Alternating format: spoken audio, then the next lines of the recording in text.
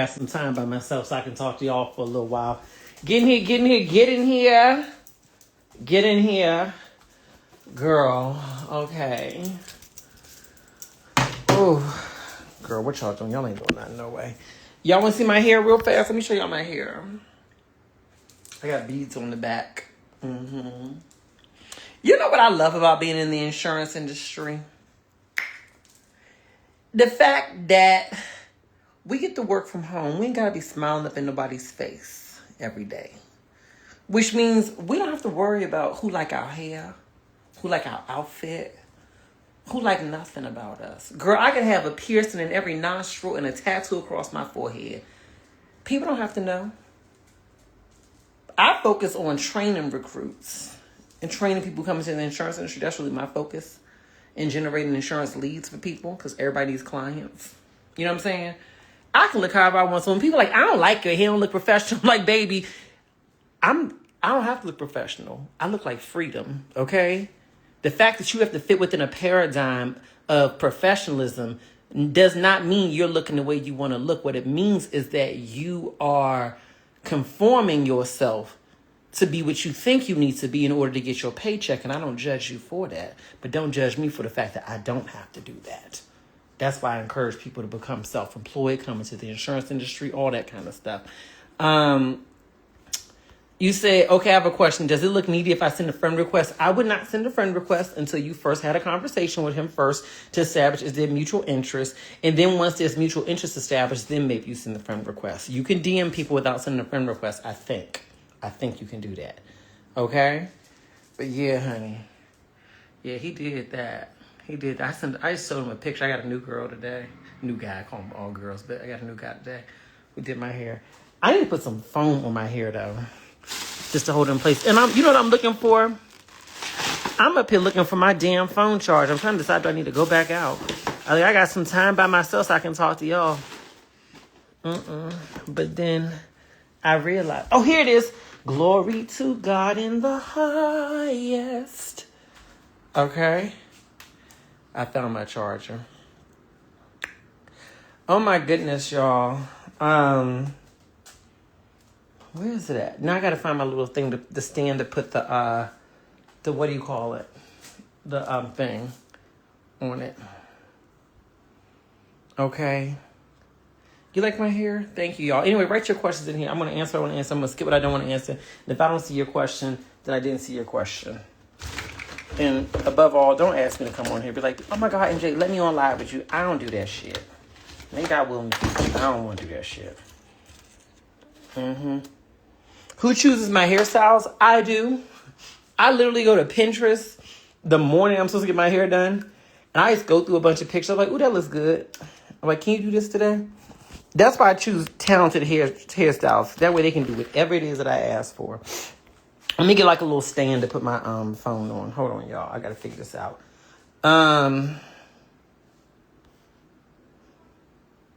Yes, this is exactly what I wanted to achieve, Nubian Queen. Absolutely. I look exactly like I wanted to look. I look better than that, actually. I'm happy. At first, I was going to do this front with just cornrows going all the way back. And I was like, no, I'm not a cornrows kind of girl. I said, give me a ponytail. I said, give me a whole ass ponytail. That's what I said. Give me a whole ass fucking ponytail. That's what I wanted. That's what I said. You do what you got to do.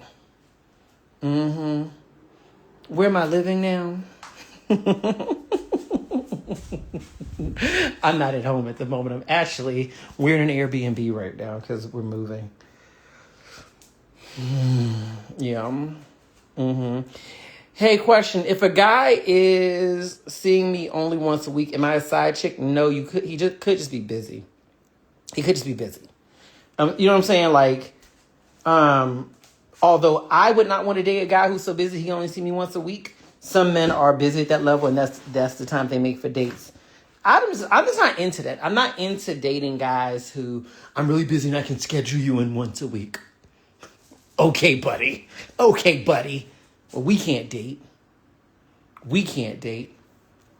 What happened to Marcus? You mean Marco, my nephew's son, who's 22 years old and living on his own as an adult, doing very well. He's good. You know?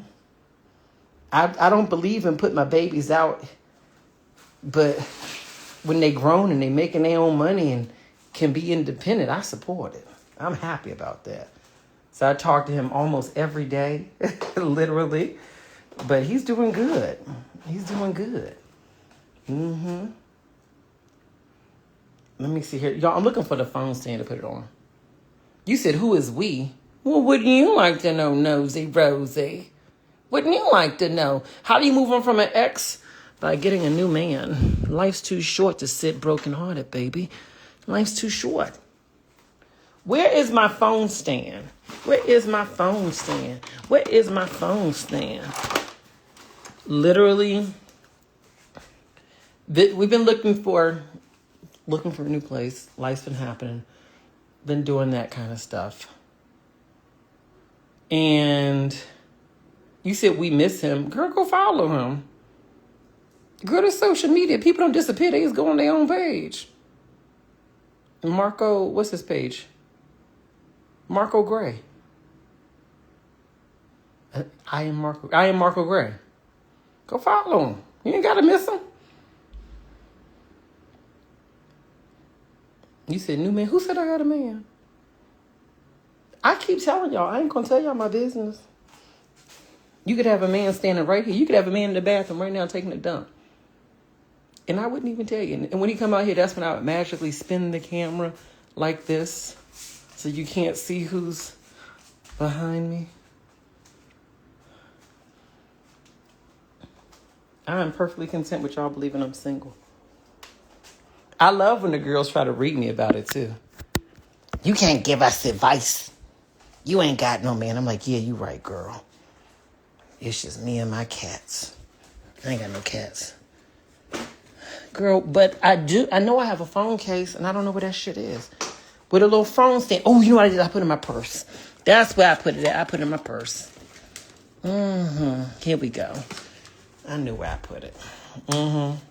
You said, why hide them? Because it ain't none of your fucking business. That's why. It's not hiding. It's called privacy. You know what I've learned? And this could apply to y'all, even if you're not someone who's on camera or has like a bunch of followers and nothing like that. I think the number of followers is irrelevant. Protect what's sacred to you. Protect what's sacred to you. I think only dummies and reality stars sell their personal life for clicks and views. If you have any self-worth, and you're not a reality star, because reality stars, that's what they're paid to do, right? So nothing against them. I don't criticize them. They signed up for that. But for the rest of us, don't do that shit. So some stranger can know your business. The fuck? What validation that stranger give you for knowing your business? Let me put this on here. Hold on, y'all. Okay. Is it working? Okay, thank God. Where's my dog? Well, he's been living with one of my family members for the last 3 years. He's not my dog anymore. He's their dog. I feel like when you give someone a dog to watch, if they're going to be there for more than 6 months, it's their dog at that point. You know? And that's another thing. Y'all need to stop telling y'all girlfriends about your man. Y'all be doing silly stuff. You telling them about your man, telling them about how good your man is in bed, all the stuff he done bought for you. You basically advertising your man to these thirsty ass women. Because some of your friends ain't really your friends. Some of your friends are your ops. And you advertising that. Right? You advertising that. You said you move every time I come to your page. Girl, yes, let's celebrate it because I can do it. And you can too. You can too. You'd be surprised. I was having a conversation with a friend of mine about that. He was telling me, he's like, dude, I'm literally homeless. He was talking about himself. He's literally homeless. And I was like, what do you mean? He's like, I'm without a home. I was like, what do you mean? He's like, well, I go, he's because he travels the world. He works from home, like a lot of y'all do as well. And so he's like, yeah, I'm in this Airbnb for 90 days. And I'm in this place for 60 days. I'm in this place for 30 days. I don't do that, But my point is, I was like, that's good. That's a blessing, But yeah, don't be telling these girls nothing. Girl, please. I don't care who it is. Anybody asking if I got a man? No. You got a man? No. But who's that man right there holding your purse? He's a security guard. Why was he kissing you before you came in here? He was not. What are you talking about? I don't have a man. Why you always filming in the corner where we can't see what's behind you? Girl, why are you minding my business? I don't have a man. I'm single. That's me doing my single dance.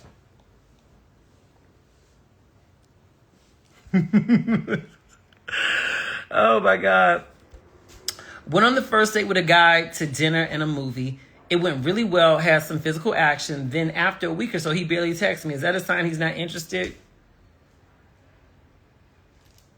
Girl, he got what he wanted and you got what you wanted. What's the problem? Who cares if a man is interested or not? If he stops calling you, you stop calling him. And you shouldn't even notice he stopped calling you because you should have other options. Girl, that's what I'm saying. When you on your apps and you're matching with people, if you use apps to match, or when you're like dating, girl, give out your number. Even to the ones you ain't that attracted to. Girl, give it out. Man, come and see you. Can I get the phone number? Yeah, baby, you got my number. You got my Instagram. Take whatever you need. When you're getting entertained by lots of men in your single days, name you gotta lay it with all of them. When you're getting entertained, girl, you don't notice that some man didn't call you. What you focused on was how nice that night, that dinner and the movie and dessert was. I know you had some dessert. That was so wonderful. They be like, did you talk to him again? Girl, come to think of it, I don't even remember. Let me check my phone. Shoot, hold on. No, I guess I haven't talked to him in a minute. Shoot, he texted me. I forgot to text him back. That was a week and a half ago. Shoot. Oh, God. My bad. But the problem is y'all put y'all energy into one guy. I don't know. We were talking on text messaging calls for 3 weeks and went on a date. And he bought me flowers. Then we went to a movie. And then he came back to my house, or I went to his house, and we enjoyed each other. And then he stopped calling me. Oh, what's wrong with me? Oh, oh. That's how you sound. Meanwhile, he has forgotten your name because he's on to the 6th other woman that he was dating while he was talking to you. You get where I'm going? I'm not trying to be harsh. I'm just saying, let's be real. You know? Oh, I need to go on a retreat and cry. Because this man not calling me back means that all men don't want me. Oh, I'm projecting this rejection over my whole dating life. Oh.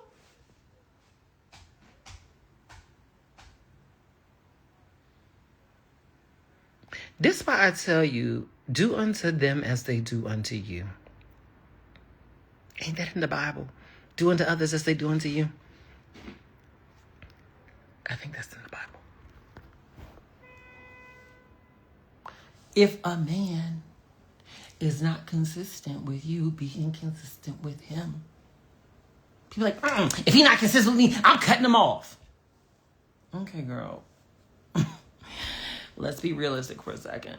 Realistically, with dating, the vast majority of people you come across are not going to work. Why? Because that's how dating works.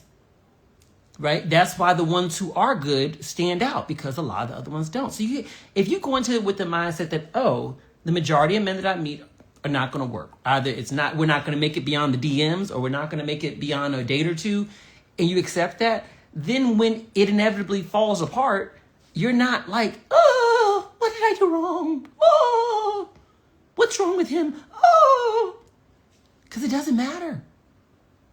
Right? That's a part of the dating process. It's like applying to jobs.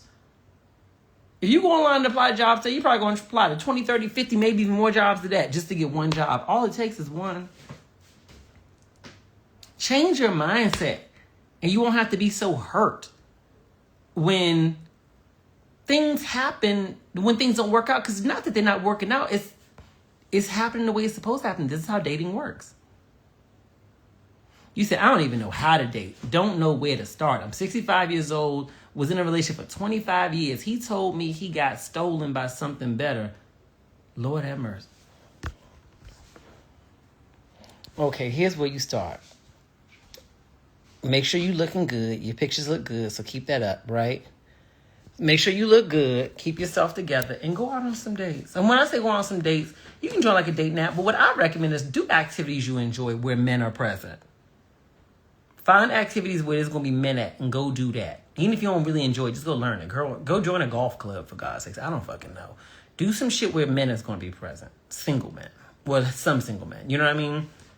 Go do that. You have to put yourself in activity-based settings. You know what I mean? You got to go outside. And it's the perfect time of year, girl. Let these men see you. Let these men see you. Mm-hmm. Mm-hmm. Yeah, go out in places where you're forced to be, shit, I can't look at that. Hold on, I want to go see it, but I can't see right now. Okay.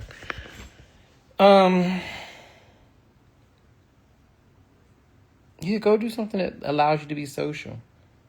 What if you have mental health issues and social anxiety? Talk to a therapist about it and figure out a plan on how to navigate that so that you can be social if that's what you desire to be.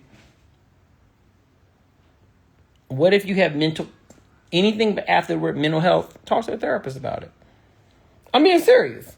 There are resources out here that can help you. Whether it's talk therapy, maybe medication. You choose whatever path works for you, but you got to talk to somebody. Mm-hmm. You got to go outside, girl. Yeah, and whatever you do, I like what Raven just said. Do not go out with a gang of women. Do not go out with a bunch of women. I be seeing women go out. Y'all get so dressed up.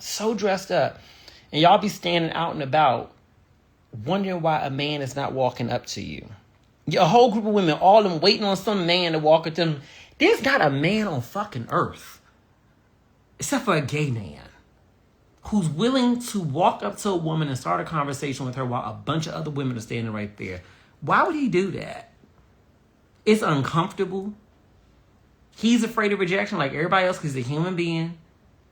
And so why would he want to risk rejection in front of a bunch of women?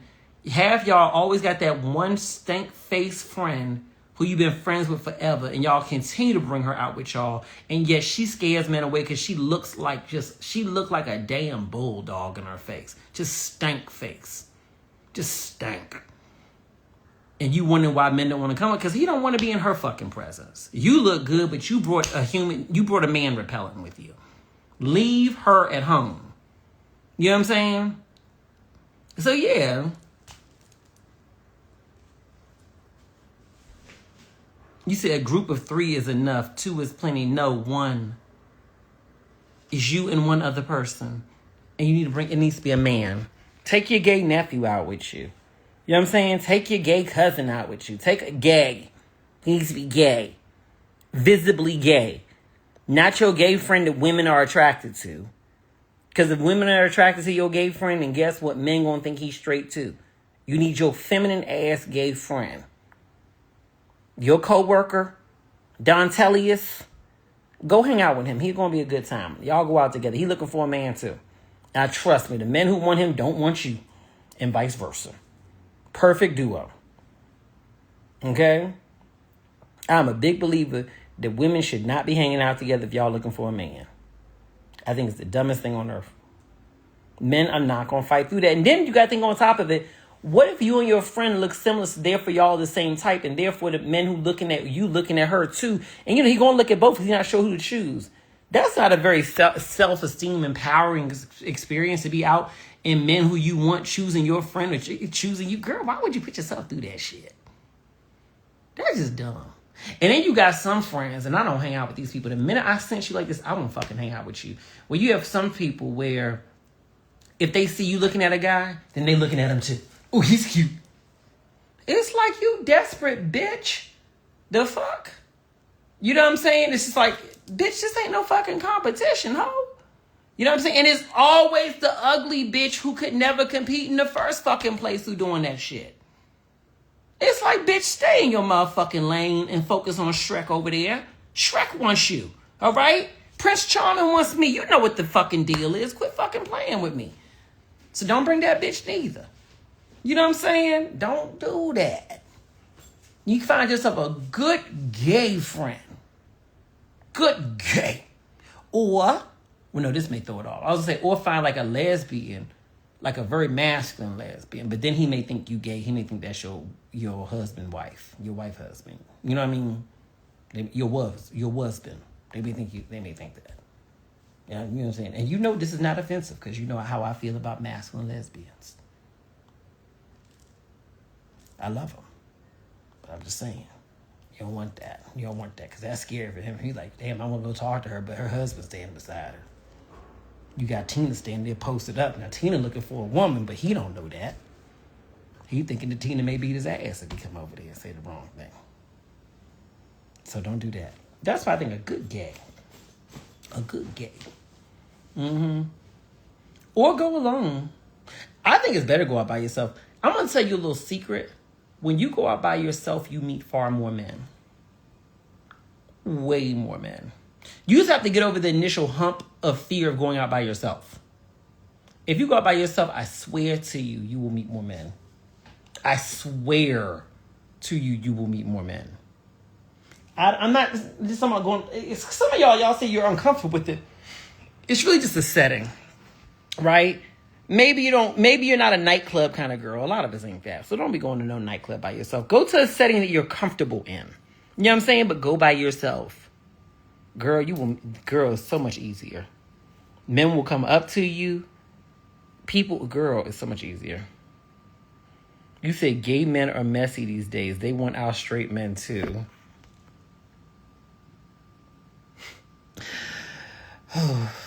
I usually avoid this conversation, but since you brought it up, let me educate you on this as a gay man here.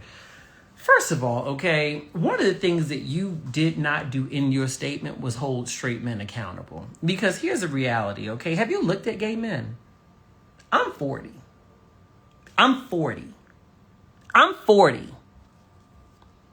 No makeup. I'm 40.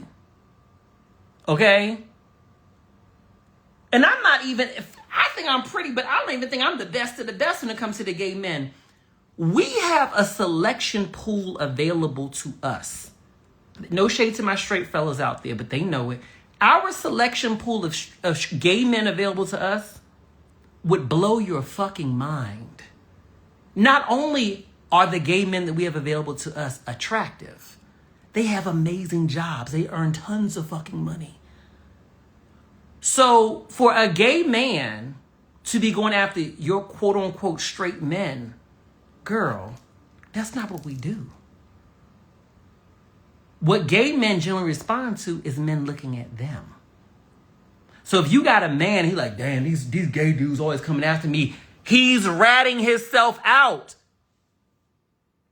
Men never want to set themselves up for rejection, even like straight men. You know how straight men don't approach y'all unless he knows you're going to say yes, unless y'all been giving a lot of eye contact? Gay men are the same thing. We're still men. So for a gay man, think about this. Clock this. For a gay man to be approaching a straight man, it's probably because he had some signs that man was interested in him. Y'all missed that. Oh my God, these gay men want to take our men. Girl, the fuck are you talking about? Now, no shade, no tea, because I don't know you from a can of paint, but I feel like a lot of times the women who say that are women who don't take ownership of the fact that they simply are struggling to get a man.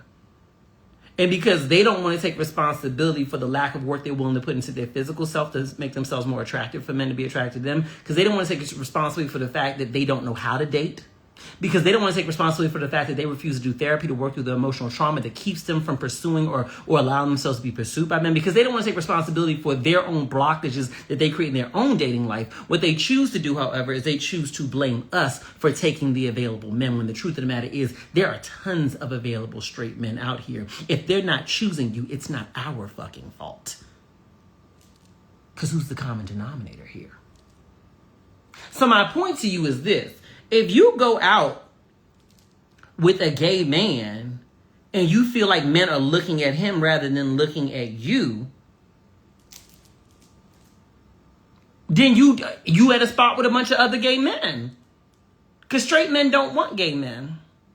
And gay men don't want straight men. I guarantee you this. And I bring this up to say, girl, look at the options that we have available to us. If I went through my phone book right now and just lined up my top 20 gay friends, even the brokest one out there, is a lot of competition for y'all's men. You know what I'm saying? No shade to nobody out there. I love my straight men, but I'm just saying, let's call a thing a thing. I know 70-year-old gay men who got bodies of 25-year-olds. Multiple rental properties. All that kind of stuff. Girl, we don't want y'all's men. We want our men. The fuck? Have you seen gay men? The fuck? Be realistic. I don't want y'all to take my man. Girl, your man got a pot belly, high blood pressure. Okay? Can't handle you without a pill. Okay? Got the ambition of a snail. Okay? You out earning him, boo-boo. You out earning him. And he has the emotional intelligence of a fucking chihuahua. And you think we're running after him for what? Just because you settled for his ass don't mean we want him. The fuck? Now, if this conversation on the DL men, y'all taking our men, girl, they DL'd in the first motherfucking place. How can we take what never wanted you in the first fucking place? You was a beard. You were a beard. He ain't want you. You taking our men? No, baby. Any gay man who messing with a DL man ain't taking nobody. Because that man wasn't yours in the first place. He was gay as hell and was hiding. And I feel bad that you had to go through that experience, but they ain't taking it. How can you take what was never yours? He gay. I just wish women would get off of this whole thing. The men want to take our men. I remember I was out a while ago. I think I told you the story. Woman had her man walking. They were walking together, and she grabbed his arm, pulling him close to her. I'm thinking, girl, break up with him. If you're threatened by my presence, I was wearing some little poom shorts. I was at the beach wearing my little poom shorts. I was wearing what I want to wear. If you're threatened by my presence as a woman beside your man, girl, then you let me know you already are insecure about your man. I can't take... Girl, sexual orientation is primal. You can't turn somebody out. You can't change them. That's like for y'all women who are straight. There's nothing on this earth that's going to make you like women.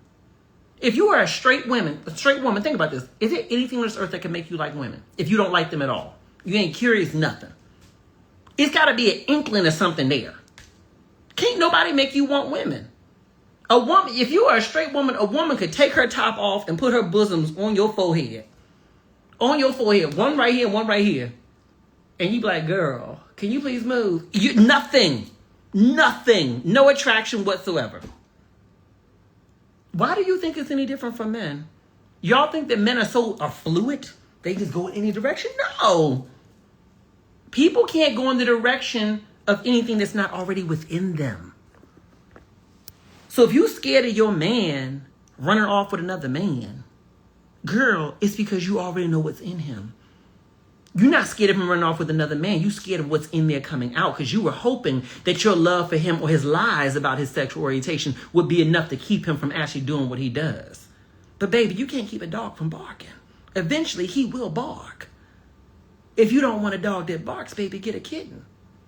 You see what I'm saying? And again, have you seen our men? What's my next question? You know, girl, did you have issues with others feeling entitled to your success when your business started flourishing? Girl, yes. Girl, one of the things I will tell you this is when you start to become successful, even before you become successful, when you start working towards, you said, is bi-curious, does that make you gay? Bisexual is bisexual, right? But when you decide to start working towards your goals, I would give you the goal. I would give you this suggestion. Do not wait to clear incompatible people out of your life until you become successful. Do it beforehand. As you're starting to work towards your goals, evaluate for yourself who around me is working towards similar goals. Because I'm going to tell you this right now. If they're not working towards similar goals or to be at the same level of elevation as you now, then when you get there, you're going to just grow apart. You need people who are growing at the same pace as you. Because there is a risk to staying close to people who are not going at the same pace as you. Some of them will be your ride or dies. Like your day ones, they don't have to be doing the same thing as you. So don't worry about that. But there are other people who, the more you grow, they will sabotage you. The most jealous people you will ever come across is not a stranger on the street, and it's not some dumb bitch on the internet. It's a person that you've probably known for a very long time, who now that you've become successful in whatever way the success is defined for you guys, now they're trying to tear you down. They are actually sabotaging you. While they're supporting you out this side of your mouth, they're talking shit about you out the other side of their mouth. Get the fuck away from people who are not growing, because those people are viruses that will infect whatever you create later in life. Get the fuck away from them. I'm telling, and they give you warning signs. As you're working towards your goals, they try to sabotage them. Girl, why you gotta do all that tonight? Come on, have a drink with us. You don't need to be doing all that. Sabotage. You think you're gonna do that? That sounds hard. Girl, be realistic. Sabotage. Girl, you remember last time when you failed? Blah, blah, blah, blah, blah. That ain't work out last time, so be careful. Sabotage. Ain't no motherfucking devil's advocate. They not the devil's advocate. They're trying to hold you back, because for them, the only thing they want is for you to stay where they're at. They don't want you to move ahead.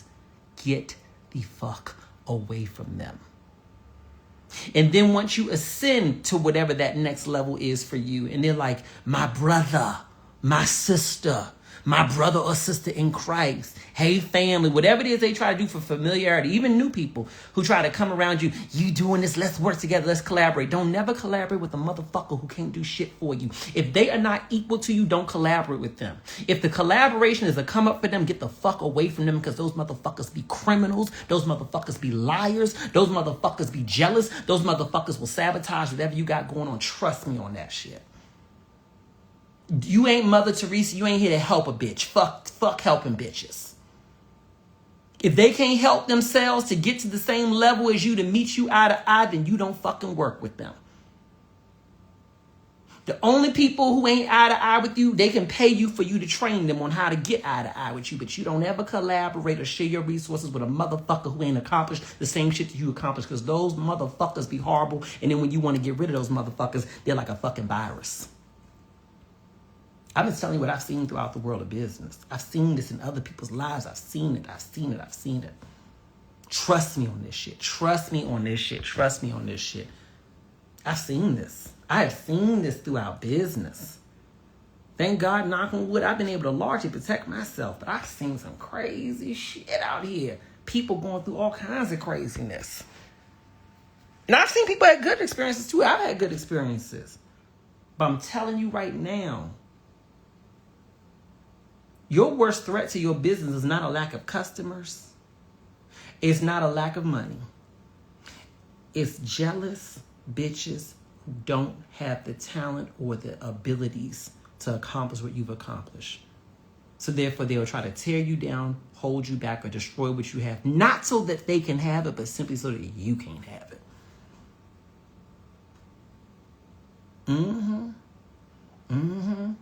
Trust me on that. Trust me on that. All empathy, compassion, I want to help you get that out of your spirit. You know how many people I've seen torn apart trying to help people? Y'all get these businesses and y'all want to now help every family member out here. Why? Why do you need to be the one to help them? Because I got abundance. Girl, you got survivor's remorse because you got out and they didn't. If they was really meant to get out there while you was working your motherfucking ass off to get to this point, why wasn't they shadowing you, trying to do the same thing as you? You didn't just pop up successful overnight. So when they saw what direction you were going in, why didn't they try to do the same thing and work alongside you? Nah, but now they want your help now that you done got there. Girl, that's sign number one. They let you do all the work, and now that you got it, can you help me? The fuck? You said, can you have my email address so you can learn to sell insurance? Oh, baby, you don't need my email address to do that. I got an even quicker step for you. Click the link on my Instagram page. Click the link on my Instagram page, and then that's where you can join my team right there. It's an easy process. Easy as hell. Mm-hmm. And if you're in that position right now where you have succubuses around you, people trying to suck you dry, people trying to take advantage of you, get the fuck rid of them. Cut them off. Ghost those motherfuckers. Block their numbers. Trust your instincts. Bitch, I don't give a fuck if they call the world and try to make you out to be the worst person on earth. They just cut me off. They don't want to talk to me anymore because they're going to make you look like the bad guy. I've never seen a narcissist, a criminal, or any bad person, jealous person. I've never seen one of those people cut off and them not try to portray the person who cut them off as the bad person. So just prepare for that. Just prepare for that. Keep your receipts, do whatever you got to do on that end, but prepare for that. But I would rather them talk shit about me than keep access to me. Do what you got to do. It's better for you to be alone on this earth temporarily while you build new relationships than to stay connected to people who do not support you. And the minute that you feel that little cinch of something in your chest, that person is jealous, I don't care who they are, get away from them. I don't care if it's family, friends. I don't care if it's your goddamn granddaddy. Get the fuck away from them. You know, but they got a saying, they say family over everything. I don't believe that. My grandmother always would tell me, she'd say, family ain't family. Family ain't got nothing to do with nothing. Just because you got a blood relationship with somebody does not mean they're your family. Your family is the people who support, love you, and protect you like family. If they don't support, love, and protect you like family, then they are not your family. Don't stay close to them. Stay close to the people who support, love, and protect you. That don't mean it's going to be perfect. Then you're going to have a perfect relationship. But I'm saying you could have a person where you and your family member, y'all may have your issues, but you know at the core they support, love, and protect you. Stay close to them. The other ones, fuck all that shit. Girl, you don't come around no more. Why don't you call us back? You think you too good for us. Baby, you ain't ever got to hear that speech if you block them. You don't have to hear what they saying. Well, they going to talk shit about me, so? But I got to see them on the holidays. I don't care. Host new holidays. Host holidays at your house and only invite the people you want to come. But why? I'm going to go to my grandmother's house, but my cousin so-and-so going to say shit about me. You go over there early. Hey, Grandma. Good to see you, Grandma. And you leave early when your crackhead cousin comes talking that dumb shit. You leave. You host Friendsgiving at your house. Or you really want to fuck shit up. When you get your money right, you know Grandma normally cooking dinner for Thanksgiving or whatever, but you don't want to hang with the rest of the people. Invite Grandma somewhere else. Grandma, we going to the Bahamas for Christmas. Fuck the rest of them. You think she gonna stay behind to cook for their ass? Nah, she taking a trip to Bahamas with you. Y'all want to treat me right? I'm taking Grandma with me. Fuck all y'all. Okay, we going on a trip because she treat me good. I'm taking Mama with me because Mom treat me good. Fuck the rest of y'all. You see what I'm saying? I'm serious about that, honey. I will tell you this, one of the most freeing things I did for myself, oh my God, was when I decided to move abroad. It is such a beautiful thing when people know you don't live in their backyard, so to speak, right? You know how many people fell off in my fucking life, and I'm so happy about it? And how many people I've remained connected to, who I wanted to remain connected to? Just because I live abroad doesn't mean that I don't have connections to family. I talk to my family damn near every other day. You think we lived up the street from each other. For real. You know, I talk to my family almost every other day. Literally. You know? But there's some people in my life where I don't talk to them at all. It was so beautiful being in Bali because the time zone was so different. 12 hours different. They be like, girl, I don't never know when to call you because this time is off. Girl, yeah, it's hard.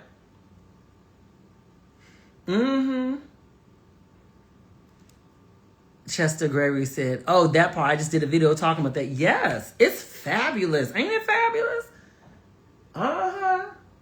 It's such amazing freedom to do that. I love walking down the street with my different hairstyles, my different outfits and shit like that. And I ain't got to worry about seeing nobody I know. I can just be free. How do you schedule a call for advice with me, baby? Click the link on my Instagram page. Everything's in the link on my Instagram page. You can schedule advice, a call with me. You can buy my book. You can buy life insurance. You can join my life insurance team. It's everything in that one link that's on my Instagram page. It's right there on my Instagram page. Or the link that's directly above or below this video.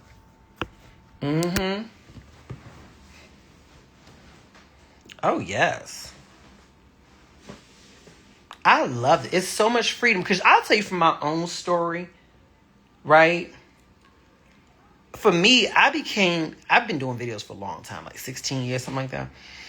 And then during the pandemic, I became extremely popular because of the fact that we were doing the different series. I was filming a lot of stuff, And then, but I was in the house. So me becoming, my numbers going up didn't really affect my day-to-day life because I wasn't seeing nobody. So I didn't really know what fame felt like because I was always in the house, right? It was the pandemic.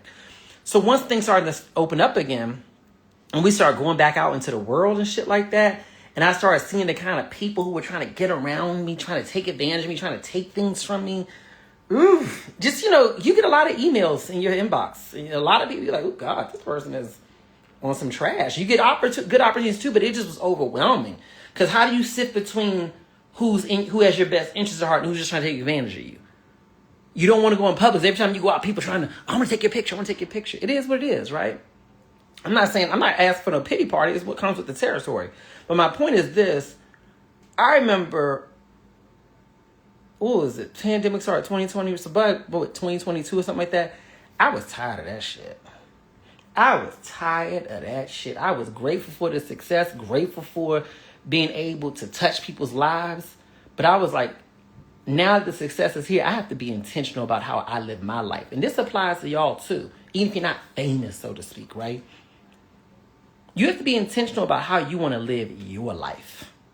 And I started thinking to myself, I was like, I don't want to live like this. I don't want certain types of people to have immediate access to me. And living in Los Angeles, I think some of the worst type of people are there. I think some of the best type of people are there as well. I would say the same about New York. I would say the same thing about any major city, but I would definitely say it about a city like LA. I would definitely feel that way. Because it's a city that attracts the biggest dreamers. It's also a city that attracts people who are very successful and want to become more successful, or people who have nothing but can become successful. But I think it also attracts people who have no talent and no ability to accomplish anything. So the only way that they can try to move forward is by trying to take advantage of other people.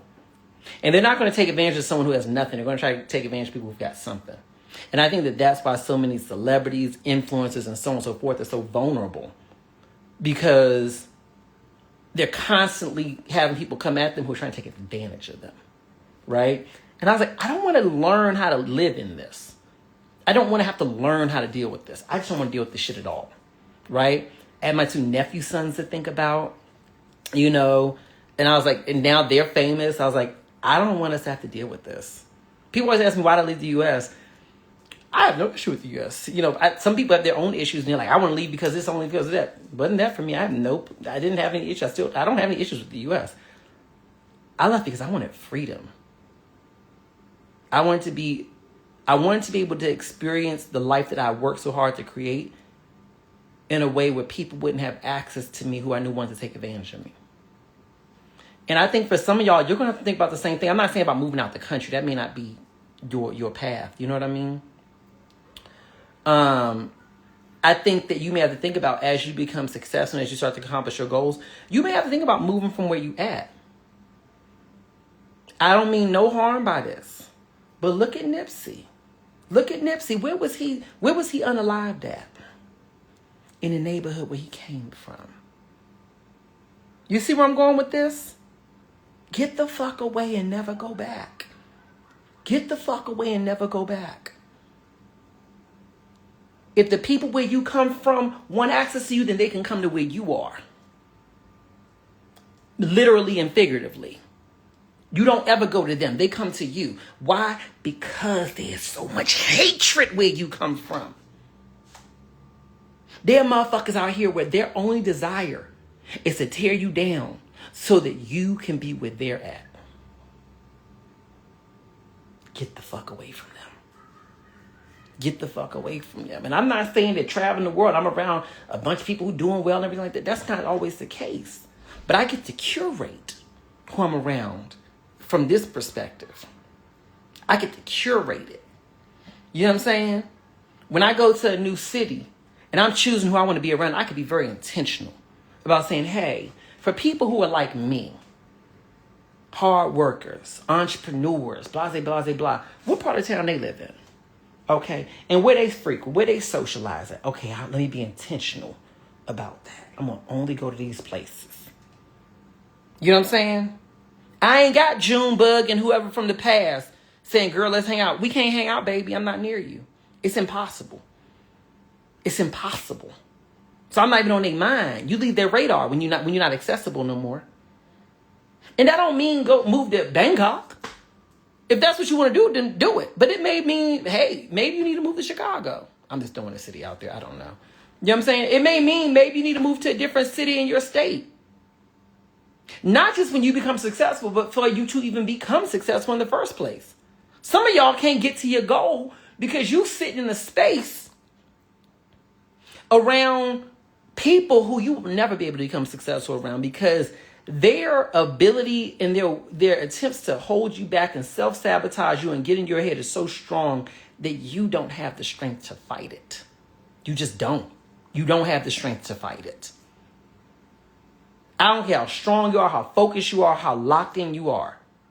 When you are literally easily accessible by people who don't want the best for you because they don't want the best for themselves, trust me, your environment will always, always, always beat out your intentions.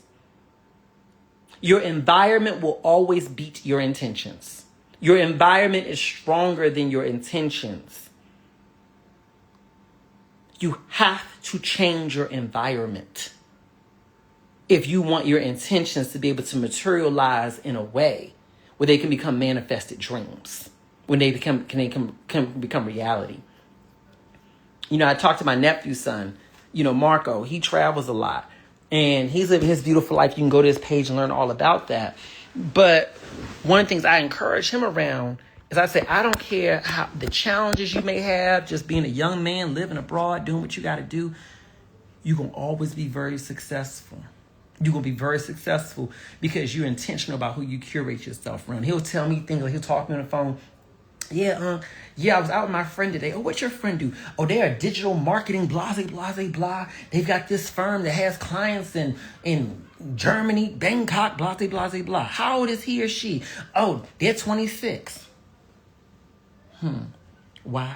Because that type of ambitious person is doing the same thing you're doing. They took themselves out of their environment that they came from so they can put themselves in an environment where they could curate the kind of people to be around, and that's what allows them to be successful. So you're meeting like-minded people. Do that. I said, don't you? And that's what you do. You focus in those environments. That's who you need to be around. If they not doing what you want to do, not going after what you want to go after, you don't got to be around them. You don't got to be around them. Straight up Maj said, period. Oh, you want to see my hair? This on my hair, look. And I got beads in the back. You finish rereading my book. Thank you, baby. And I'm going to take it a step further. You're not even the real version of yourself right now until you get out of your environment and see who you become. Because when you're sitting in an environment that you've always been in, around the type of people you've always been around, you're not your full self. What you are is a direct reflection of that environment. Right? Everything from how you move to what you wear, to where you live, to your habits, how you speak, the kind of goals you go after, usually a reflection of what you're exposed to. So when you take yourself out of the environments that you are so familiar with and put yourself in an environment where you're not familiar with it at all, it's completely new to you. It's scary, it's unknown, but it's freedom. Because you have taken the borders and you've taken the boundaries off around you. And now you have the freedom to do whatever you want to do. When I decided to grow my hair out, this is an example, it's just hair. But when I decided to grow my hair out and I was trying different hairstyles, I remember I was talking to one of my friends who was in the States, and they were like, oh, I don't like this kind of braids. I don't like that kind of braids. I don't like that kind of stuff. That don't look good. And I was like, no, it don't look good for the people who you're around. Because the aesthetic and the style that you all believe that you all should wear as black men in XY city in the US is limited to these specific styles. So it doesn't mean that what I'm doing doesn't look good. It simply means that it doesn't fit within the paradigm of what you guys do. But that's the beautiful thing. I don't have to live in your limitations. I can live how I want to live. Same thing with career choices and everything else like that. When you are only accountable to you, and everybody you meet in your new environment only knows the you that you show them. They don't got to know nothing else about your past. They ain't got to know nothing else about the old you. Do you know how much freedom you have at that point in time? To be whoever you want to be? However you want to be it? Girl, that feels good. That feels amazing. You know what I mean? It's freedom. Y'all can't get free if you sitting around the people who holding you bound. You're bound to other people's expectations. You're bound to how other people are. You're bound to trying to fit in. You're bound to trying not to be rejected. No one wants to be rejected. But here's the thing. The only people who truly reject you are the people who know you, who see you doing something different. But what about when you meeting people who don't know you? Because you moved to a new city. Because you start frequenting different types of places. You see what I'm saying? What about when that happens? You see where I'm going? That's such a beautiful thing. That is such a beautiful situation. Go somewhere else. She said that's what she was telling her son when he was leaving, when he was going to college, or leaving college, leaving for college. That's one of the reasons why I'm a big proponent of kids when they go to college, if it's financially feasible, go to a college in a city where that's not near your family. Thank you, Derek. Go to a college in a city that's not near your family. It'll give you the opportunity to be able to express yourself and figure out who you are.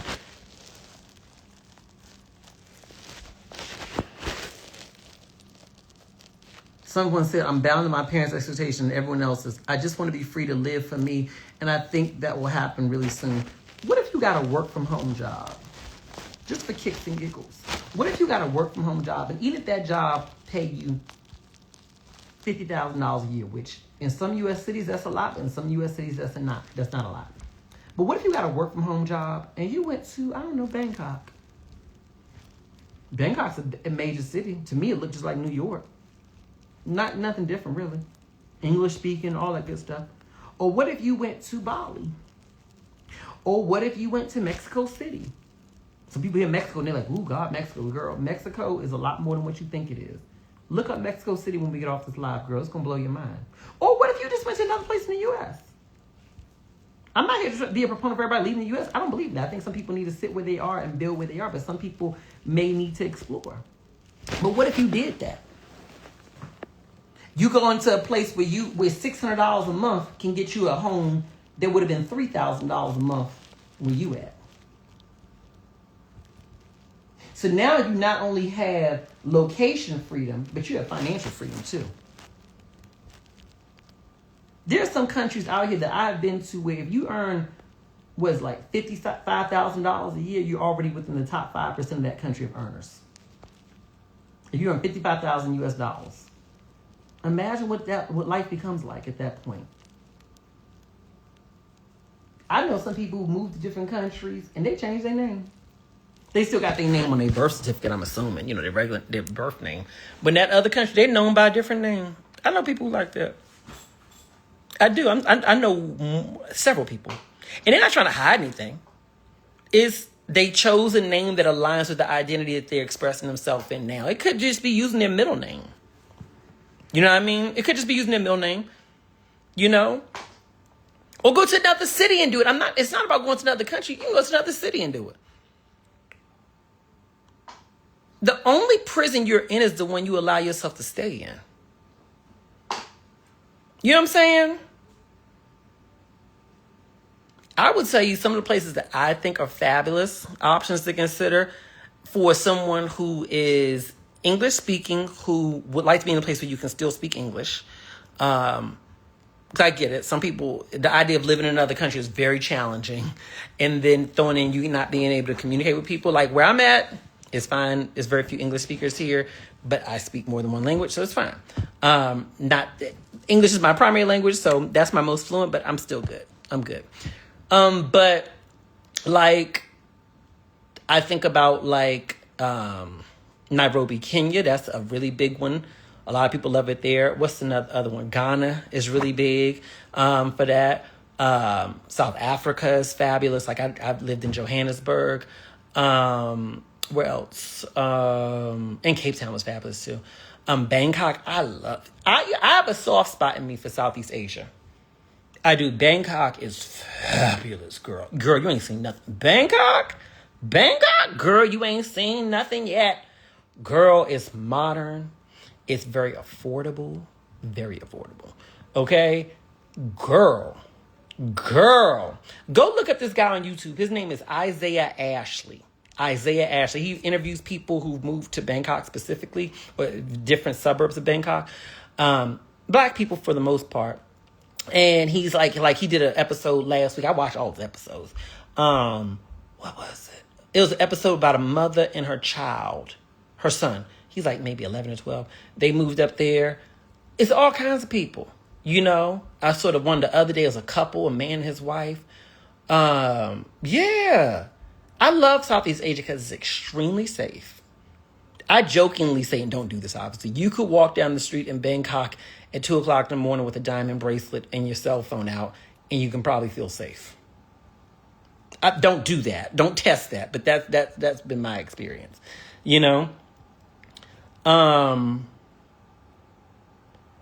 Where else? I love Bali. I think Bali's fabulous. I think it's just a slower way of life. It's that island life. So if you're not ready for an island life, then it could get old to you after a while. People like Malaysia a lot. I've not really spent much time there. But that's fabulous. Some people like Dubai. I have not spent much time there. I've just passed through the airports. I've never actually stepped on the soil in Dubai, but people seem to like it there. One of my good girlfriends was telling me about Mexico City. She likes Mexico City a lot. A lot. Where else? Dominican Republic. I don't know the major cities of the Dominican Republic. I've never been there. But I watched this one man. He got a nice channel where he talks about Dominican Republic. And the apartments there were very affordable. His rent was like $400 a month for like 2 bedrooms. I was like, girl, that's good. Well, who else? I'm trying to think of other places that I've heard of. There are more than just these. I'm just talking about the places that people have told me about. Colombia is very nice. Costa Rica used to be a real big deal. I heard people talking a lot about that. I haven't heard them talking as much about Costa Rica recently. But I remember people used to love going there to move. Lots of places. Brazil's nice. Where else? Where else? I'm trying to think of other places. And notice I'm not naming London. Notice I'm not naming Berlin. I'm not naming places like that because Panama, that's the other place, Panama, and Belize, that's another one too. I'm not naming Europe in general, although people do like Portugal, people love Spain, but I'm not naming generally Europe right now because Europe, it can be a bit expensive. And if you got it like that, then fine, but real talk for me, one of my big things was saving money, not spending as much, real talk, my business expanded during COVID. And then when COVID went away, because we're in the life insurance industry, we went down in size. We didn't get tiny, but, we expanded a lot. Picture being in life insurance. Everybody needed life insurance because it was COVID. Everyone was scared of dying. So we sold a live insurance, which was great. But then it went back down to a normal level. And so as it went back down to a normal level, I was like, I want to think about my future. And a lot of business owners make the mistake of as their business goes to a normal level, if they go through a spike and they go back down to a normal level, they keep spending at that same high level and then they run out of money. So they have a profitable business, but they're spending too much. And I was like, I don't want to be like that. I want to make some smart decisions, not just for my business, but also for my future. So I'm not getting no younger. And at some point in time, I'm going to want to retire. And I don't want to be the 55-year-old who's sitting up here with nothing. That's just not the journey I wanted to be on. And so I specifically looked at places that were inexpensive, that were more cost effective compared to Europe and the cities in the U.S. that I had lived in. I have nothing against Europe, nothing against those places at all. But for my personal goals of financial freedom, going to a place that was equal to or greater in cost than where I was coming from was, You said, how is health insurance abroad? Well, it depends. In some of the countries I've lived in, the cost of healthcare is so inexpensive that you don't really need insurance, although some people would still recommend it in case something major happens. Like, for example, South Africa.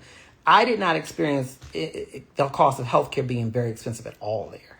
You know, I remember when I would go to my doctor for like a checkup, if you want to do like a full lab work checkup and everything like that, I'm talking about do the full kit and caboodle, including the exam. No, I'll tell you a perfect example. I remember I just moved to South Africa, and not to be graphic, but girls, I could not stay out the bathroom. I was so sick.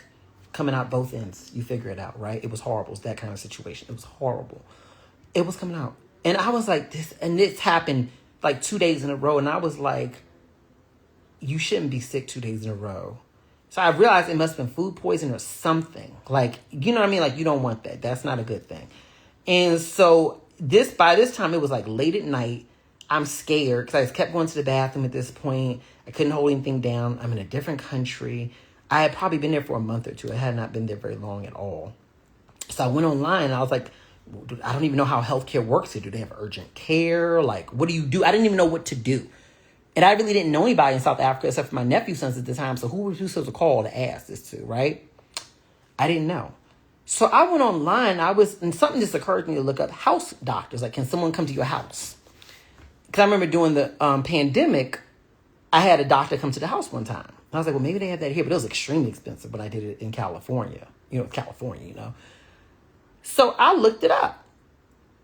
And I found this house called doctor. And they called me up and they was like, what's your symptoms? I said, I'm sick, blah, blah, blah. They said, okay, we'll send somebody by. They said it's going to be XYZ rands. That's the currency there. I didn't know what that translated into in dollars. I guess I could have looked it up, but I didn't care. I just was sick. I needed somebody to come by. He comes by. This guy, he looked like my grandfather, right? He comes by. And it looked like they woke him up out of bed. But he was wearing his medical attire, very professional. And he says, what are your symptoms? I told him my symptoms. He checked my temperature, checked my blood pressure, checked everything. Same thing you do in a doctor's office for real. And he was like, okay, I'm going to prescribe you, I don't know what it was, like something for this, something for nausea, something for diarrhea. I think it's some kind of like, not antibiotic, but it is, whatever to clean you out, whatever. So it was at least 3 prescriptions, I want to say. That's what they asked what the symptoms were before he came, because he needed to know what medicines to bring potentially. And so anyway, so he gives me those, like a week's supply or a couple days supply of each of them. And said, I'll call you in a couple days to check on you. He was there for about 30 minutes and left, right? Very nice guy, left. No big deal. I paid the bill. Including the medicine, I think that bill came out to $80. And that was the extra fee for him to come out after hours. Including the medicine.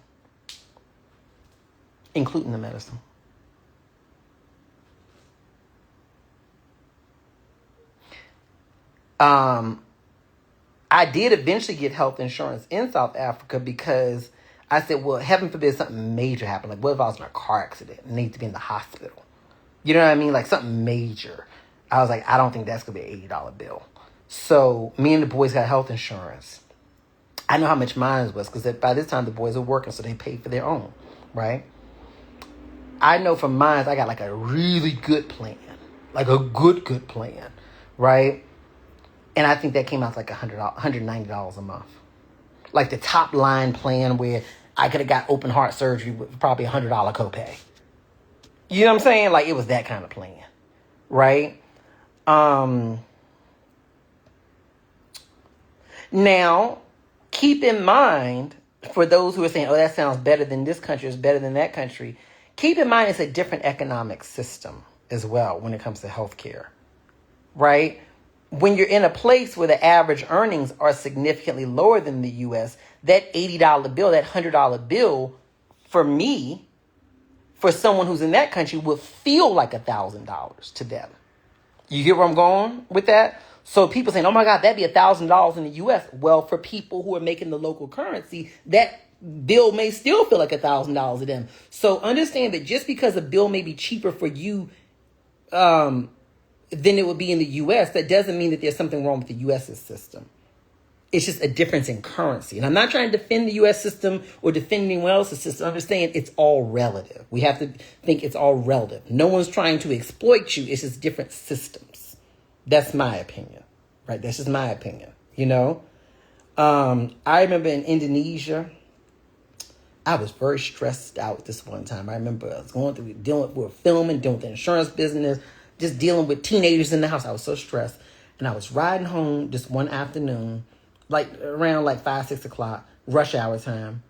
And I was on my little moped, my little motorcycle, right?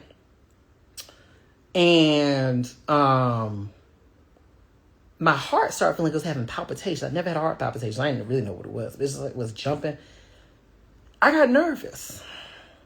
And I always took my health real serious because I'm like, I got 2 teenagers in my house. If something happened to me, what's going to happen to them? So I take care of myself. So I remember I was driving down the street and I saw an urgent care. It's in Bali, Indonesia. I saw urgent care. They got tons of urgent care. Just like the U.S., just like everywhere else. Tons of doctor's offices. So I pulled off to the little urgent care place, walked in there. Wasn't nobody really in there. It was a small one. It looked nice. It was small. It was like 2 rooms, the lobby and the exam room. That was it. And I was like, my heart's kind of doing something crazy. And they said, you want to come in then? I came in. And they laid me down. They took my vitals. Even put like the little patches on you to do like I don't know what you call them. They put the patches on you to see your heart rate and all that stuff. Like EKG, I think it's what you call it. I don't know what it's called. They did everything. Right? Determined I was just stressed. And then I don't think they gave me any medicine because there was no medicine for that. I guess I could take anti-anxiety medicine, but I don't think they gave me that. Anyway, just left. But anyway, they did a full workup, a full exam. That bill was probably about the same thing, about $100. But keep in mind, in a country where some people are paying $100 a month for rent, that still can feel like a lot for a local, right? And so that's all I'm saying, you know? So my point is, for me, when people ask about how is health insurance, it depends on where you're at, right? It depends on where you're at, what you're dealing with. But I can say that if you're coming with the dollar or with the euro or with a stronger or with whatever currency you have, if you're going to explore living abroad, perhaps explore living in a place where your currency is stronger than the place you're going to. I never would understand why would you go to a place where the currency is equal in value or greater in value than where you're coming from. Why would you do that? That just doesn't make sense. You know? Yeah, let me see here. Now you would know your insurance, so you better... Yeah, I have insurance. I keep insurance on myself. I have travel insurance now. And so what travel insurance is it's the kind of health insurance that follows you from country to country. It goes with you from country to country. It's expensive. It ain't the cheapest compared to like if I got local insurance, but I wanted insurance that could cover me no matter what country I'm in. You know what I mean? Just because I may be traveling at any point in time and you never know when something can happen. So that's what I've chosen to do, you know? But if you go to a place and you're just going to be in that one place, you ain't got to worry about that, you know? And some of your U.S. insurance policies may also cover you as well when you're traveling. I don't know, you know, in terms of your health insurance, you know, may cover you regardless, you know. Let me see here.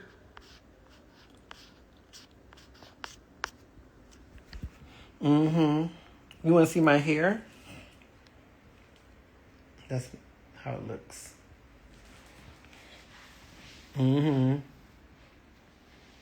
Let me see here. What if you are a digital nomad? Travel insurance is what I would personally choose because travel insurance allows you, when you sign up for travel insurance, they normally ask you what country or countries are you in, or do you go to, or do you plan to be in, and then it will tell you their coverage. You know, and if you choose to go to different countries, you can always change your coverage. So that's what I would say. Is it travel insurance? Or check with your regular health insurance and see what level of coverage do they give you for traveling. Because they may actually cover some of your travel-related health expenses, depending on what kind of plan you have. You know? And so you may find you don't need a supplemental policy. You know? Let me see here.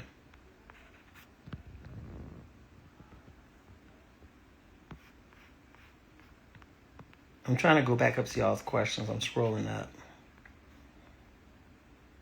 What didn't I like about Bali?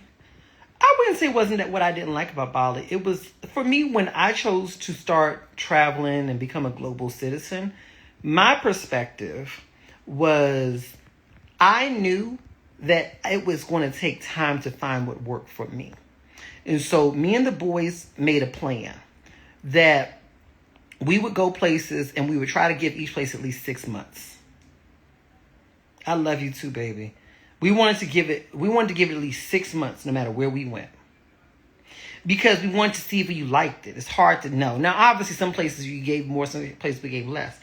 But that was the whole thing. So it wasn't a matter of saying if you leave someplace you didn't like it. It's just we got then you realized you didn't like it. That wasn't going to work for you. So like with Bali, for example, it's not that Bali was horrible. I think the thing with Bali for me, if I'm being very transparent with you, was I didn't like the time zone. Bali was like 12 hours difference from New York, depending on what time, with daylight savings time or whatever, 11 or 12 hours. So picture having a 5 o'clock call for New York, like a 5 p.m. call. That's 5 a.m. in Bali. A 1 p.m. call, 1 a.m. So in order to try to go to bed at a reasonable hour, I had to have all my calls in the morning in the U.S., which meant I was working usually from 9 p.m. to midnight, 9 p.m. to 2 a.m., which was rough. Can you do it? Sure, but like your energy level, I've worked my whole life pretty much in daylight hours, one way or the other. And now I'm working at night. That was really hard for me to adjust to. So I didn't care for that. This is my opinion. I experienced Bali as a very diverse place. I did not feel like there was a lot of brown diversity, right? In terms of people from the diaspora. And at the time, I was single, wanting to date. It's not that I only wanted to date black men. That was not the case. But I found that a lot of the people who I would come across there had a great appreciation for people from their own culture, which who can blame them? Black people love black people. White people love white people. Asian people love Asian people. This is your culture. Of course you're going to appreciate the beauty features and the cultural nuances of people from the same culture as you. Of course you would. There's nothing wrong with that. But if you're looking to connect and you're an extreme minority and the majority of people find people other than you attractive, that's not easy either. That was a real experience. That's something that I think I always encourage expats to think about. They're single. I'm like, go where you want to go, but don't let these YouTube videos of other people's experiences guide your whole experience, because that person who's talking about how much they love this place and how their love life is so amazing, do they look like you? Are they the same gender as you? What's their age range? What's their lifestyle? Because you can't expect to go there and have the exact same experience as them. You know what I mean? It's just like any U.S. city. One person would tell you, oh my God, New York's horrible for relationships. Another person would tell you, it's amazing. They're different backgrounds. You know what I'm saying? So for me, that was a part of my experience. I didn't care for that. But that wasn't enough of a reason to leave. So I think you can find love wherever. I think the bigger reason was the time zone. I really hated the time zone. I hated dealing with that time zone. So I left. And I think the boys too, they wanted something different. They wanted something different. So that was cool for them. Really was. You said, side note, your dating tips freaking work. No problem, baby. Thank you. Did I experience racism in Bali? I don't think there's any corner of the earth that I've ever been to where I haven't experienced racism. Racism happens everywhere. I think racism is a part of society. Not just against black people. It happens against everybody. Asian people experience it. Black people experience it. People in general experience racism. I will say, thank God, knock on wood, no place I've been to did I ever feel like racism was so overwhelming that, oh my God, it colored my experience. You deal with nice people, you deal with assholes anywhere you go. You know what I mean? But I also did a lot of research before I would go to certain places. And I didn't go anywhere unless people of color also were telling me, oh yeah, I like this place. You're going to feel comfortable here. And so I was not willing to do that. Because there were some places that were recommended to me. And they're like, you should go to so-and-so. And I'm like, how is it going to be for me there? Oh, you'll be fine. No. You're not hearing me. Me. I'm black. I'm gay. Visibly gay. Okay? So there's that comes with me. A feminine. So for you and your husband and your kids, you're going to have a very different experience here than I would. So how's it going to be for me? You know, that was really important to me. Have you felt safe? I've always felt safe. People told me South Africa was going to be extremely unsafe. I just asked where was a safe place. It's just like moving to LA, right? If you go to LA, there are certain neighborhoods that you probably should not live in if you're not somebody who's from that area. You're going to ask people where to live. You're going to ask people where to go. You're going to ask people how to move, how to move about. And so, yeah, for me, I have felt very safe. Was language a stumbling block? Bali, no, because a lot of the people there, we lived in Canggu, which is like a very tourist-friendly, expat-friendly area. So a lot of the restaurants, a lot of businesses there, people speaking English. If I would imagine maybe if we lived outside of one of those areas, it wouldn't have been an issue. It would have been, not an issue, but it would have come up. Bangkok, certainly not. South Africa, I think there's 11 languages there, but English is one that pretty much the majority of people speak, so that wasn't an issue there. I will give Marco credit. He was the first of us all to move to a place where people didn't speak English, because in Bangkok, I remember Marco for a time was living in it's a major part of Bangkok, but he's living in a part of the city which was, because he focuses. When he works, he really focuses. He's not like a party guy. So he's living in this, it was like a suburb, right? Big, beautiful building, it was a suburb. And no one spoke English there. No one. I remember when I'd gone to visit him at one point. And I was just like, Marco, no one speaks English here. The restaurants don't have English menus. I don't know if I'm ordering pork or goat or chicken or broccoli. I don't know what I'm ordering. They said, well, how are you surviving here? He said, oh, I'm good. I figured it out. I'm good. He didn't speak Thai at all. I was like, this is hard. This is really hard. It was really tough,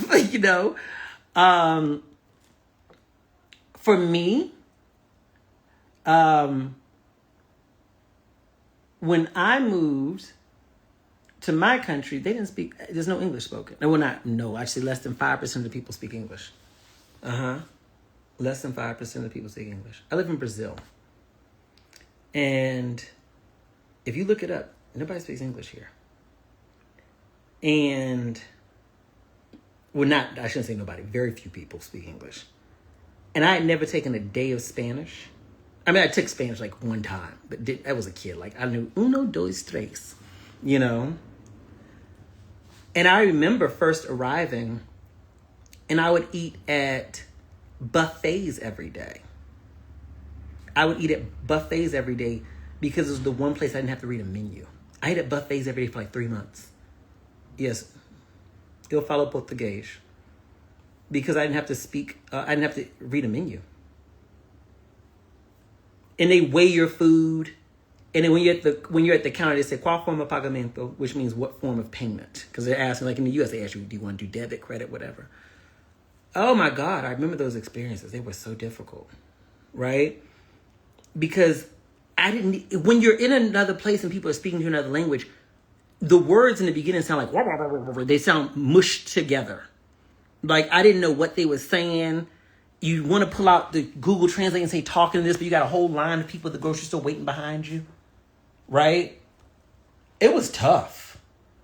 But I said, you know what? I was talking to my grandmother, and my grandmother was actually, by this time, I'd been here for quite a while, but I was struggling. And my grandmother was dying at the time. And I was like, Grandma, I don't know. At a buffet, yeah. It's like they weigh your food. They take your food and then you put it on the scale. It's not like just all you can eat. Some of them are all you can eat, but some of them are just like you get your food and they put it on the scale and they say, okay, you know what I mean? If you want to go back and get more, but they're being charged by the proportion of food you're getting. Anyway, I was like, Grandma, I don't know if I'm going to stay here. I may want to leave. And she was like, why? And I was like, because the language is tough. And she's like, well, sit your ass there and stay there. You gonna learn it. You gonna figure it out. You know? And she was right. I figured it out. I tried language classes. Those were horrible. I did not enjoy doing language classes. I remember I even signed up for the local university to go to language classes. I made it through 2 classes. I could not do that. Just because it wasn't good. I couldn't get it. And so I learned Portuguese through friends. Going out with friends every day, going out, sitting there, just not knowing what to say. Getting into a relationship with a person you're in a relationship with speaks about 10% English and 90% Portuguese. Literally. I would say one of the best ways to learn a new language is to date somebody who speaks that language. Date someone who speaks that language. You're like, how can you have a relationship with them? Because you're going to be forced to learn. You're going to be forced to learn. Because you're going to get tired of just laying up in bed and just staring at each other. You're going to be forced to learn. De nada. And when they're saying something, because girl, you ain't grabbing the Google Translate when you're sitting at home. When they point at da da da da da da da da da, you know what I'm saying, or whatever they're saying, and you like, huh, and you, you want me to get you the soap? Hold on, let me get that. You gonna learn soap real motherfucking fast, or you sitting at where was I at? I remember. Who was I dealing with? It was my housekeeper. I think it was my housekeeper. I had this one housekeeper. She only worked with me for a short period of time. She was only looking for a job for a short period of time. An older woman. I would try to get her to use Google Translate. She refused. Right? She refused to use Google Translate. She would only send me text messages as voice notes in Portuguese. I don't understand what you're saying. I don't know what you're saying. And in the house, she would just talk. And then when I didn't know what she was talking about, she would get annoyed. She's a black woman, right? A black woman. So picture so she feels like my aunt or my mother, right? She just, and I'm like, I don't know what you're saying. And she ain't give a fuck. She's going to just keep on talking and repeat it until you figure it out. So I learned how to say a couple things. I learned how to say no entendi, which means I don't understand. No entendi. And so that's how I started learning, was just by saying I don't understand. Let me explain to you how. Because I would say to people, I would someone would say blah, blah, blah, blah, blah. And I would say no entendi. And they would just say it again, slower. No entendi. And then maybe they start pointing at stuff like da, da, da, da, da, da, da. Okay.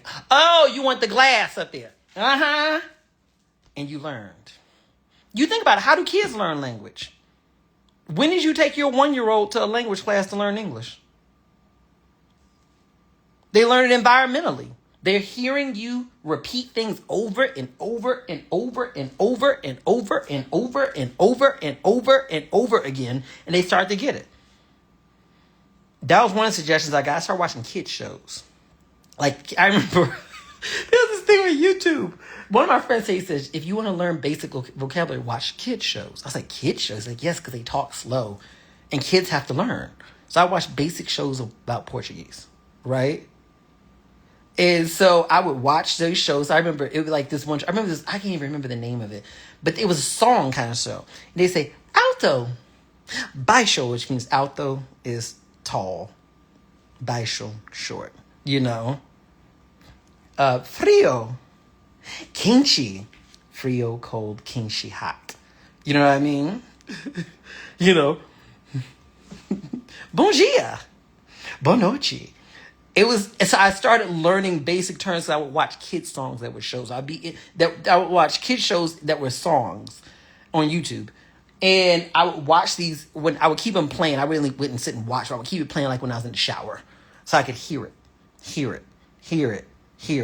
know what I'm saying? And yeah, that's nothing you practice speaking it, you know, which is probably the hardest part, I would say. I would be like literally, I would go out, like I'd have, when people would invite me out, I would never go. Right. And here Only 5% of the population speaks English. 5%. 5%. The majority of people you come in contact with every day will not speak a lick of English.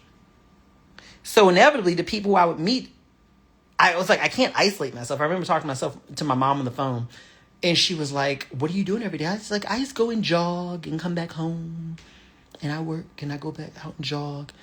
And she said, you ain't got no friends? I was like, well, I really can't, because I don't know where to go. I don't know what to do. And when people invite me out, I'm scared to go because I don't know how to speak Portuguese, and I don't want it to be weird and awkward. And she's like, you have to give yourself permission to be uncomfortable. You need to go and give yourself permission to be uncomfortable. So I did. And I remember the first time that I actually agreed to go out, one of my good friends, he was like, hey, do you want to come? He was saying it into a translator because he doesn't speak any English. He's like, hey, me and my girlfriend are going to like some beach bar, blah, blah, blah, blah, blah. Do you want to come with us? It's me and my friends. And I wanted to say no so bad. I was like, just do it. So I went. And I remember we get there, no one speaks English. Just one other person who spoke some English. Actually, no, one person that spoke very fluent English. I will say she spoke very fluent English. Very fluent English. But the rest of them didn't. And I didn't feel comfortable having her speaking to me in English the whole time because now picture that you're out with 6 or 7 people and there are 2 people who can speak English so no one else can understand. So I'm like, nah, I'm the minority in terms of language skills here. I need to adapt. They don't need to adapt to me, you know? And so I remember it was so uncomfortable because they're ordering food. What do you want? I have food allergies. I can't eat nuts. I can't eat this. I can't eat that. So I'm trying to communicate that because the food was family style. Thankfully, she was there to help out with that. And it was so uncomfortable. It was so uncomfortable. But I had to convince myself if I just keep doing it, if I keep doing this, eventually it won't be uncomfortable.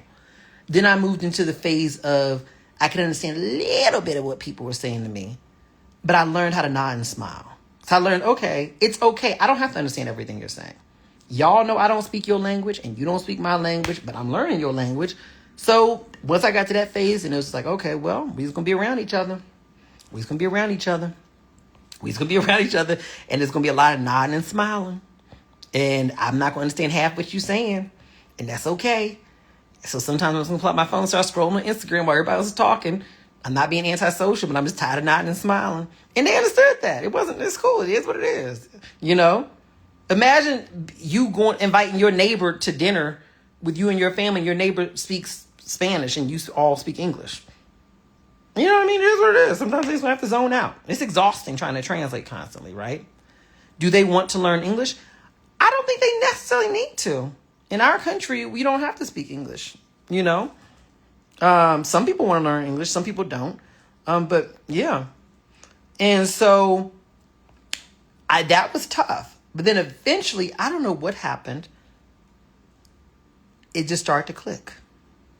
A very, very special man who I will not confirm or deny exists, made it his mission to help me learn. And literally, I learned. Because I wanted to talk to him. I wanted to understand what he was saying to me. And when I would get mad at him and want to cuss him out, I need to know how to say it. There ain't nothing more frustrating than when you want to cuss a man out and you can't say it. Can you imagine that, women? You want to cuss a man out. You want to read him his advice. You want to tell him he's not going to talk to you, however.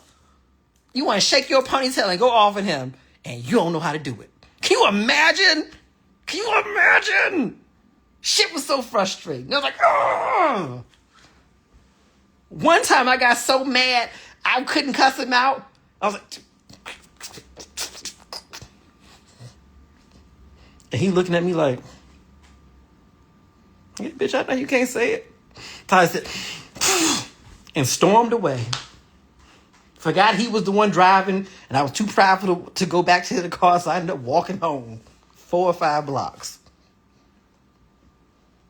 So dramatic. You know what I mean? I said, I got to learn how to say what I want to say. Right? And I learned. You know? And I'm not 100% fluent. I mean, God knows there's many words I just don't know. I just don't know. I'm like, I don't know that fucking word. You know? I don't know that word. Sorry, I don't know that word. I don't even know what that word would be in English.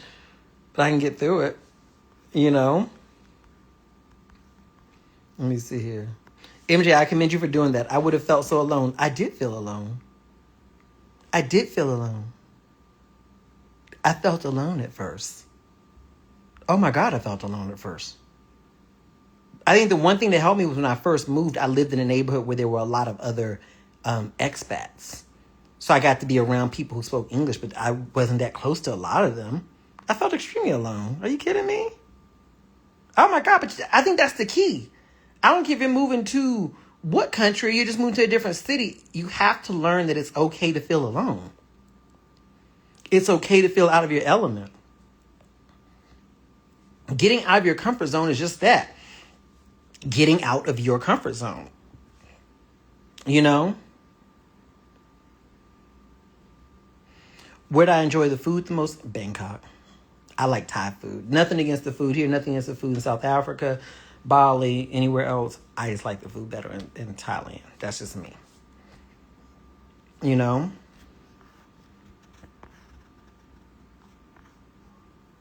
Let me see here.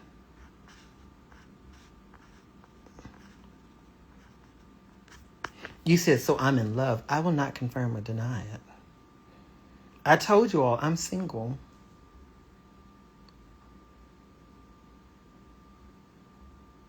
You said you would love to move to Fiji one day. It's one of your biggest dreams.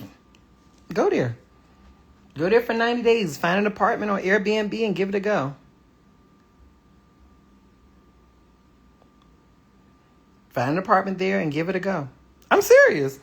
If you have the ability to work remotely, or maybe you're retired military and so you have a consistent income stream, whatever it may be, if you have the ability to have location autonomy, then try it. Put your house up for rent, put it on Airbnb, or maybe wait until your lease ends and then put your stuff in storage and just go. Have I ever been to Fiji? I've never been to Fiji before. Only place I've ever been in the that South Pacific area, so to speak, is I've been to Hawaii, which I don't think that qualifies as South Pacific, honestly. I don't think that qualifies that way.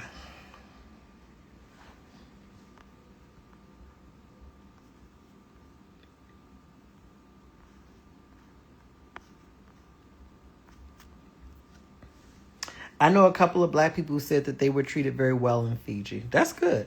I've never been. Have I been to Barbados? I've never been. No, I've been to Bahamas and I've been to Bermuda. I've never been to Barbados. Am I staying connected to friends and family in the U.S.? I am. Have I been to Nigeria? No. The only African country I've been to is South Africa.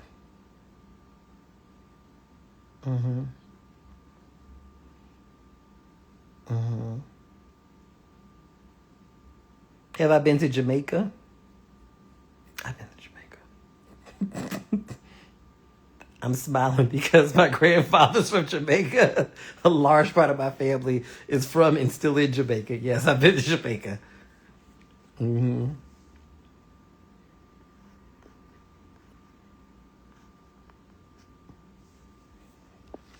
Brazil, baby. You said try Ghana. One of my friends mentioned Ghana. I don't really have a strong desire to go anywhere else. I'm very happy where I'm at.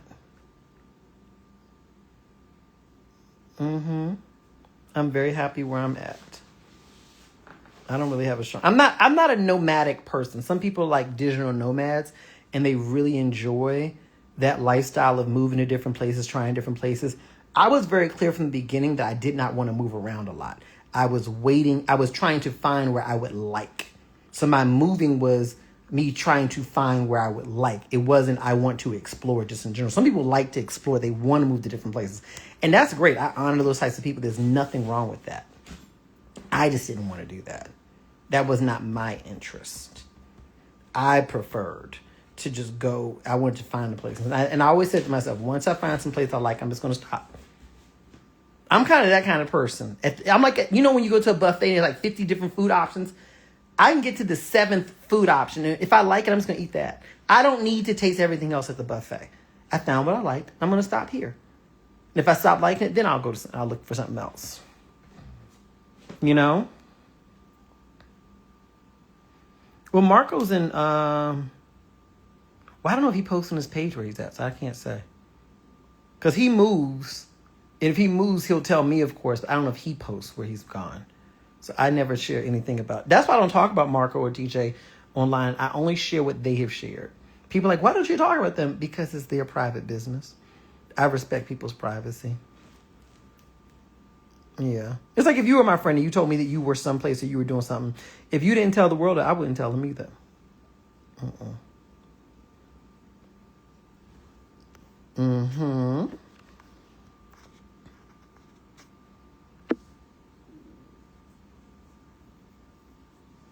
Let me see here.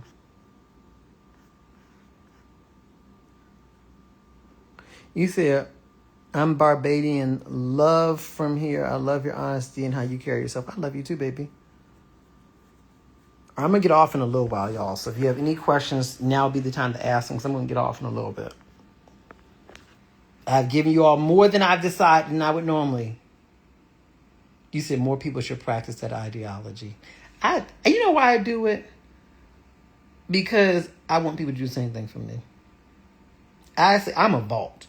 If you tell me something, I ain't telling nobody. And I'm not going to tell people I can't tell them that. I'm going to say I don't know nothing. You know what's on? I don't know about nothing.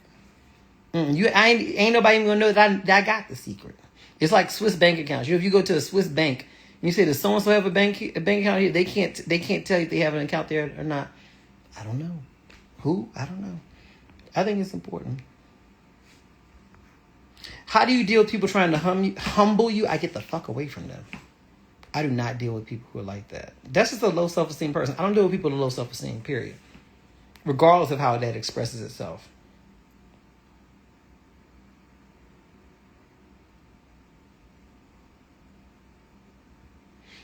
Are you still open to business ventures in the U.S.? Yeah. My company that I work with is a U.S. company. Absolutely. We work in the U.S. I work abroad. I mean, I work remotely, but I work in the U.S. I'm working in the U.S. You don't have to live in the U.S. to work in the U.S. There are many people who work. I have a friend. She's works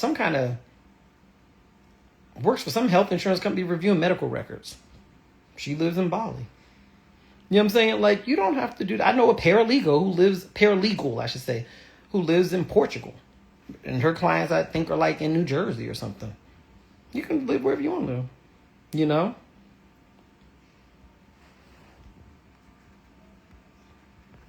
What language is easier for you to learn in your opinion? I only speak English and Portuguese. So I don't have experience learning other languages. I think with Portuguese, because a lot of people confuse it with Spanish, but it's not Spanish at all.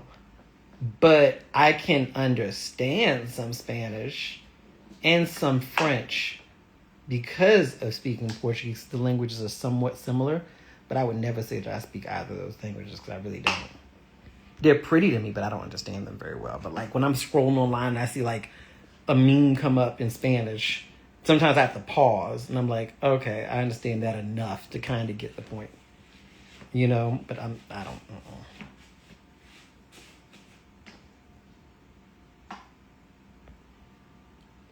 I feel like a very confident woman, but your videos have taken me to the next level in dating, working, communicating, and boundaries, and taking no nonsense. Oh, I'm happy about that. Where's my dog? He is safely living a beautiful life with one of my family members.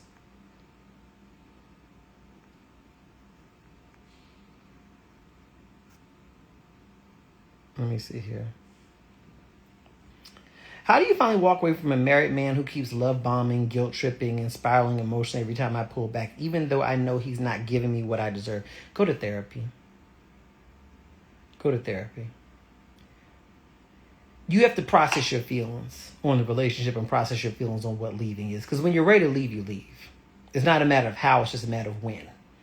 But if you're not sure about leaving yet, talk to a therapist so you can process through that. There's nothing wrong with not being sure, but you need to talk to someone to process that. I think therapy is really appropriate based on what you just shared. You're going to Montego Bay next month. Do I have any tips? I've not been to Jamaica in over 15 years, 16. It's been a while. So I don't have any tips, unfortunately. But if you look in the comments on this video, maybe people will have some tips. Do you think having 4 children can be a deal breaker for most men? No, I think it's a deal breaker for some men, though. Absolutely. There's some men who are not going to want to, what's his name? They're not going to want to be a part of that. And there's some women who would feel the same way towards a man. There's nothing, that doesn't mean there aren't men who wouldn't have no problem with it at all. I think generally people who have children are less inclined to have an issue with other people having children. You know? That's just my opinion. I could be wrong. You know? But if you meet a man, he already has children and you got children, I feel like he's probably more inclined to be more, I guess, even understanding or even appreciative of the fact you have kids. You know what I mean? And probably more equipped to actually step into that quasi-parental role that he steps into and you all coming together in a relationship if it goes that far.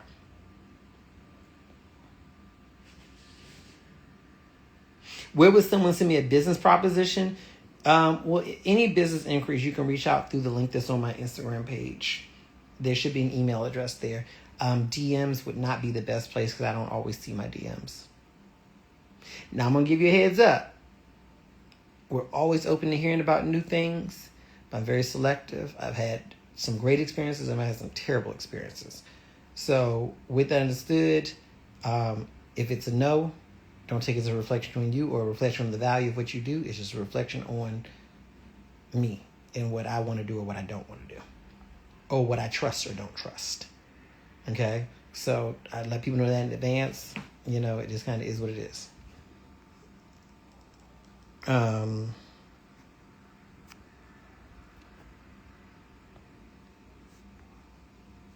Okay.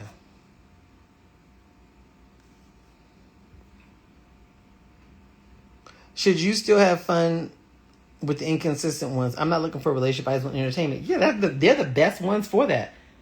Get you about 3 good inconsistent men. If you don't want a relationship, 3 good inconsistent ones, because there's always going to be someone available. There's always going to be somebody available who just to have some fun with. And you don't care if they're inconsistent because there's always someone else available.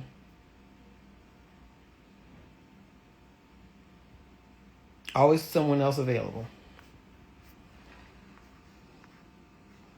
All right, y'all. I'm going to go. I think I've gone through the questions that are here. Oh, no. I went on the first. No, I read that one. Yeah, I'm good. I read all the questions. All right, y'all. You said, MJ, I'm going to tell you this. I love you. I love you, too. I love you. Yo ci amo. That's I love you. All right, y'all. Bye.